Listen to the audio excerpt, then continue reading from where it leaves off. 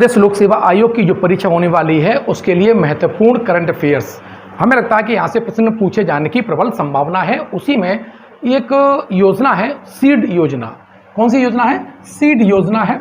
और ये सामाजिक न्याय एवं अधिकारिता मंत्रालय के द्वारा जारी की गई है। कब की गई है जारी? ये जारी की गई है 16 फरवरी 2022 को। और ये किसके लिए? ये जो गैर अनुसूचित खानाबदोश और अर्धघुमंतु जो समुदाय है उनके डेवलपमेंट के लिए केंद्र सरकार ये योजना लेके आई है। यानी जो जनजातियां घूमती रहती हैं या अर्धघुमंतु हैं जिनका अस्थायी निवास होता है, उन लोगों के डेवलपमेंट के लिए ये योजना आई थी 2008 में रैन के जो आयोग था उन्होंने इसकी जनसंख्या के लिए ये जो इस आयोग का जो गठन किया गया था वो उसकी जनसंख्या, उनके इकोनॉमिक डेवलपमेंट की स्थिति क्या है, उनकी सामाजिक स्थिति क्या है, इसके सारे पॉइंटों को ध्यान में रखते हुए रैन के आयोग का गठन किया गया था कि ये इस पर हमें सिफारिश करे। तो इसी के साथ विमुक्तु, घुमंतु एवं अर्धघुमंतु समुदायों के लिए बोर्ड 2019 में गठित किया गया और ये गठित किया था 3 साल के लिए। और ये इसकी अधिकतम सीमा 5 वर्ष बढ़ा सकते थे। ध्यान रखना, गठन किया है 3 वर्ष के लिए, लेकिन अगर लगता है कि हमें और ज़्यादा कार्य चाहिए तो अधिकतम सीमा उसकी 5 वर्ष तय कर दी गई थी। साथ ही बात करें कि अपराधी जो अंग्रेज जो थे उन्होंने क्या किया था, कुछ जनजातियों को अपराधी घोषित कर दिया था और बाकायदा अधिनियम बनाया था, अपराधी जनजाति अधिनियम 1871। तो इस एक पूरे समुदाय को जो अनुसूचित जनजाति की जो बहुत सी जातियां थीं उनको अपराधी यानी जन्म लेते ही उन्हें अपराधी घोषित मान लिया गया था और ये माना गया था कि इनकी जो प्रवृत्ति है वो आपराधिक प्रवृत्ति की है, ये जन्मजात अपराधी होते हैं। हमारा देश आज़ाद हुआ और आज़ाद होने के बाद 1952 में आम चुनाव हुए और हमारी सरकार ने एक काम किया।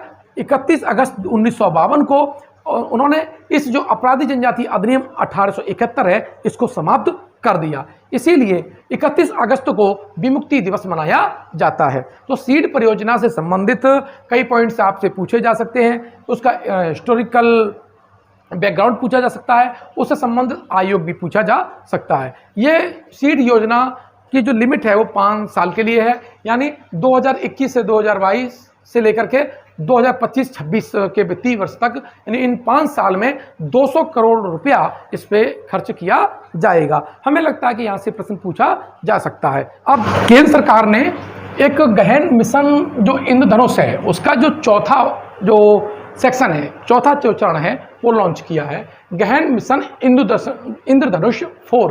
ठीक है, ये 7 फरवरी 2022 को लॉन्च किया गया। जैसा कि हम जानते हैं कि जो मिशन जो इंद्रधनुष है इसके तहत भारत विश्व में सबसे बड़ा टीकाकरण का जो अभियान है वो चला रहा है। और इसमें इस जो चौथा चरण है उसमें 416 जिले कवर किए गए हैं। इसमें जो आज़ादी के जो अमृत महोत्सव जिले हैं 75 जिले, उनको भी इन 416 में शामिल किया गया है। बात करें मिशन इंद्रधनुष की, तो मिशन इंद्रधनुष की जो घोषणा हुई है वो 2014 में हुई थी और अब तक इसके 4 चरण पूरे हो चुके हैं। कितने चरण? 4 चरण पूरे हो चुके हैं।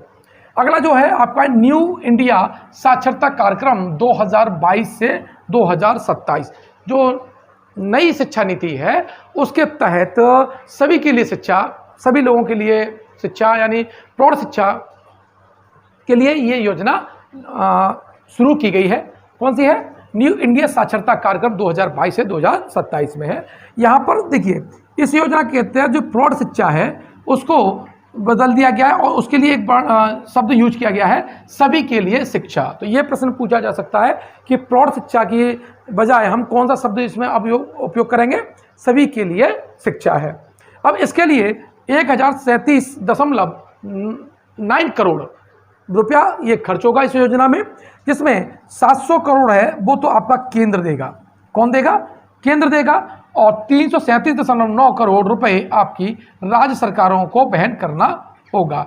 इससे ये दोनों यानी केंद्र और राज्य दोनों मिलकर के ये प्रोग्राम चलाएंगे। तो न्यू इंडिया साक्षरता कार्यक्रम तो अवधि पूछी जा सकती है और यहाँ पर जो सबसे ज़्यादा पूछा जा सकता है तो प्रौढ़ शिक्षा को किस में रूपांतरण किया गया है, यानी किस वाक्य में बदला गया है, सभी के लिए शिक्षा में। साथ ही ऑपरेशन नन्हे फरिश्ते भी पूछा जा सकता है, जो कि आरपीएफ यानी रेलवे पुलिस के द्वारा शुरू किया गया था।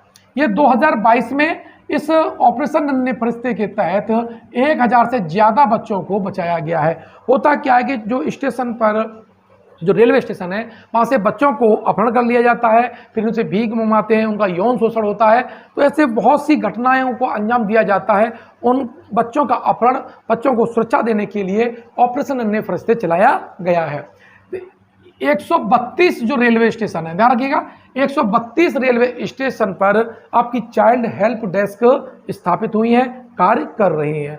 इसके अलावा मेरी सहेली दस्ता भी जो महिलाओं की सुरक्षा के लिए 2022 में आरपीएफ ने प्रोग्राम चलाया था। और मिशन जीवन रक्षा भी ये रेलवे के द्वारा ही चलाया गया है।